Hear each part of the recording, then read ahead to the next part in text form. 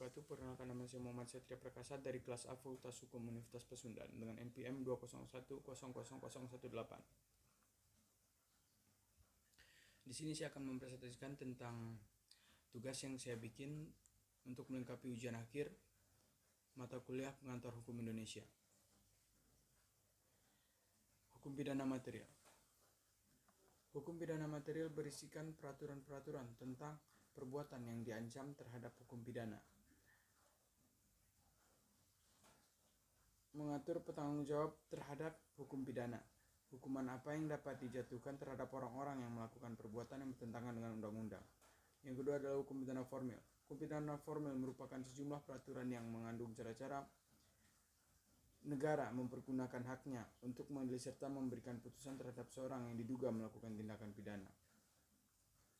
Dan ruang lingkup hukum pidana adalah hukum pidana mempunyai ruang lingkup, yaitu apa yang disebut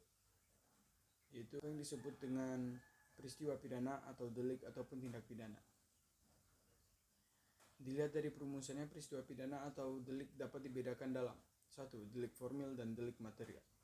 Delik formil adalah tekanan perumusan delik ini ialah sikap, tindak, atau perilakuan yang dilarang tanpa merumuskan akibatnya.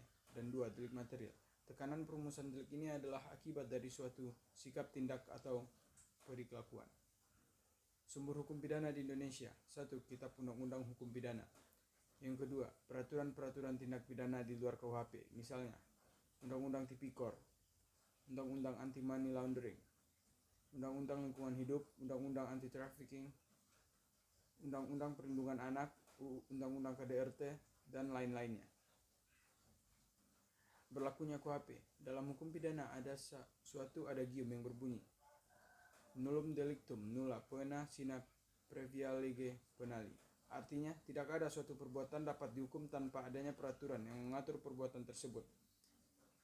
Ketentuan ini dimuat dalam pasal 1 ayat 1 KUHP yang merupakan azas legalitas. Azas-azas berlakunya KUHP. 1. Azas teritorial atau wilayah. Undang-undang hukum pidana berlaku didasarkan pada tempat atau teritori di mana perbuatan dilakukan. Pelakunya warga negara atau bukan dapat dituntut. Dasar hukum azas ini adalah kedaulatan negara, di mana setiap negara yang berdaulat wajib menjamin ketertiban hukum dalam wilayahnya. Yang kedua, azas nasionalitas aktif atau personalitas. Berlakunya KUHP didasarkan pada kewarganegaraan atau nasionalitas seseorang yang melakukan suatu perbuatan undang-undang hukum pidana. Hanya berlaku pada negara tempat di mana perbuatan dilakukan. Yang ketiga, azas nasionalitas pasif atau azas perlindungan. Didasarkan kepada kepentingan hukum negara yang dilanggar.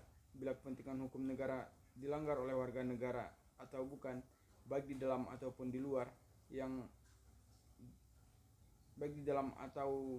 luar negara yang mengandung azas tersebut, maka undang-undang hukum pidana dapat diberlakukan terhadap si pelanggar.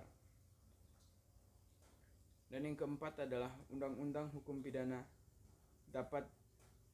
adalah azas universalitas. Undang-undang hukum pidana dapat diberlakukan terhadap siapapun yang melanggar kepentingan hukum dari seluruh dunia. Dasar hukumnya adalah kepentingan hukum seluruh dunia, terbilang pada pasal 4 ayat 2 dan 4. Sekian dari saya. Jika ada kesalahan mohon dimaafkan. Assalamualaikum warahmatullahi wabarakatuh.